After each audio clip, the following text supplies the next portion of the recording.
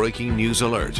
Breaking at noon, the Warren County Sheriff's Office is asking for the public's help locating an escaped inmate. Thank you so much for joining us here at the noon hour. I'm Kristen Swilley. The second man charged with aggravated murder for the drive-by shooting that killed a 9-year-old girl is in jail on $2 million bond. As we were able to confirm again just a few minutes ago that a 20-year-old woman shot in the chest who they were working on behind me here for about half an hour has passed away. I want to step out of the way here to show you an idea of what we're dealing with in terms of this scene. This apparently was going on just beyond the police truck that you see there. At this point, Government Square, Fountain Square, this general area, not navigable. They do have the streets blocked off. Things look beautiful outside, but they don't feel as beautiful. 9 First Warning meteorologist Cameron Harden is here inside safely with a check of your 9 First Warning forecast. We typically have you up on the balcony, but not this week, I don't think. Yeah, no, way too hot. Hearing from that dad there, and you're really getting a better picture and understanding even further of that response from the parents if they're hearing active shooter and then getting there,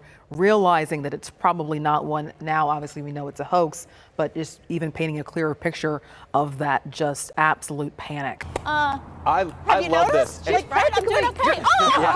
You're doing better than okay. Just gonna say you're practically an expert at this now. It wasn't too many years ago that 9 First Warning meteorologist Brendan Spinner and I were loading up those backpacks, sharpening those pencils, and doing the exact same.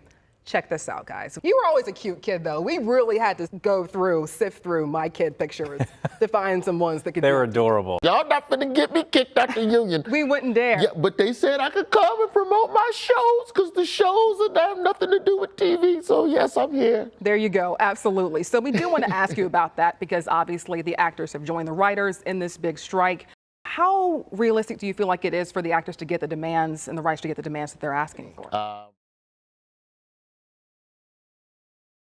We've got politicians in there. We've got entrepreneurs in there. We've got a lot of firsts in there. And now those history makers are one step closer to having their final resting place transformed. This was something that we know for a fact will help us keep the dignity in that cemetery. Union Baptist now has $400,000 in the next 3 years to begin breathing new life into this historic cemetery. They'll use that money to renovate the building, fix the fence, and return toppled headstones to their former glory. I think everybody on our team screamed. I think maybe 2 or 3 days later, we called each other and said, I'm still screaming. We first brought you Union Baptist's story in August of 2019, shortly after the cemetery was vandalized. At the time, Union Baptist had a GoFundMe with less than $200.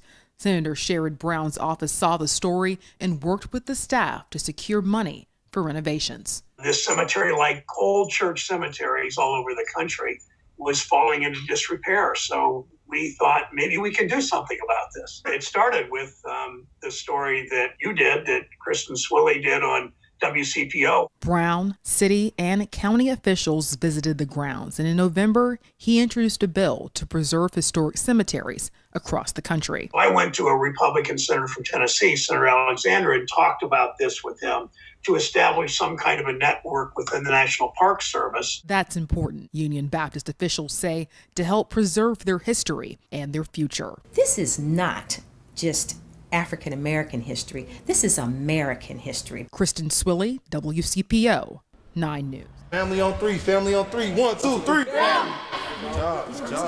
On this court, it's about a lot more than running up the score. I played hard. All right, everybody listened to what was going on. I can't be more happy. The players will tell you that's because the biggest wins come courtesy of the coach. I mean, he a good person. He'll teach you some stuff, and he's just a good man in general.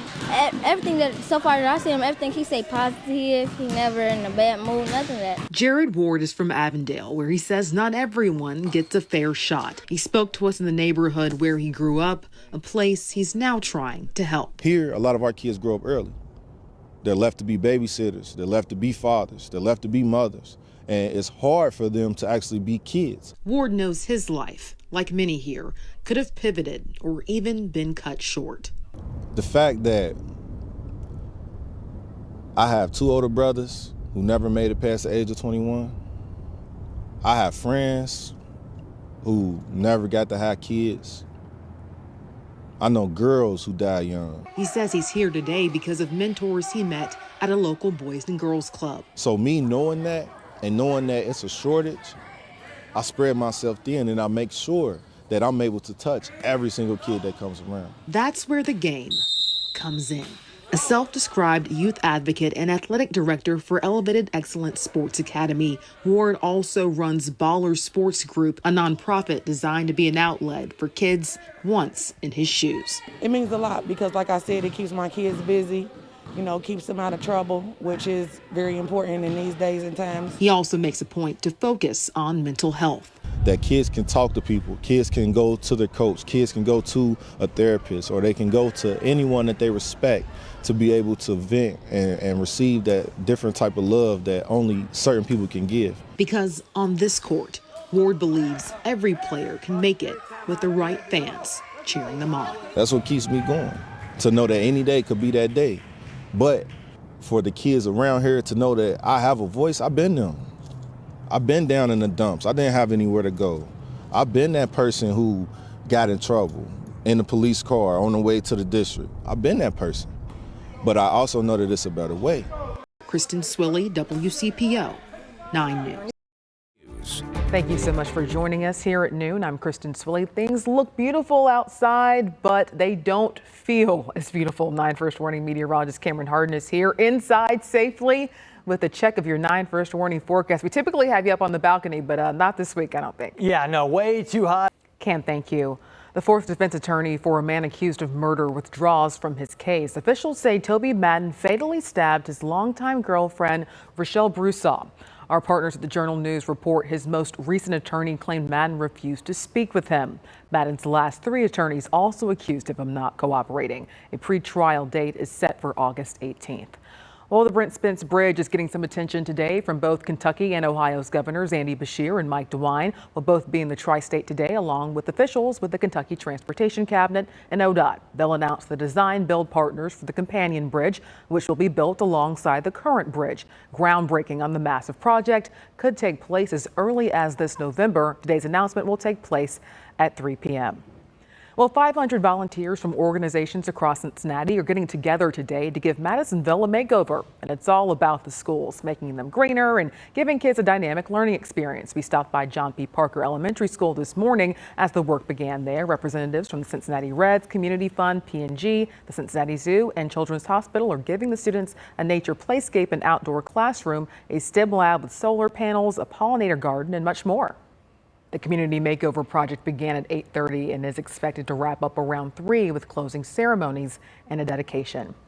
Well, Delhi Township has a new police chief after former Chief Jim Howarth retired after 30 years. Jeff Braun was chosen to take over as chief during a Board of Trustees meeting last night. Braun has served as the assistant chief for the last 5 years. He has been with the department for over 27 years. He will officially take over the role at the end of August.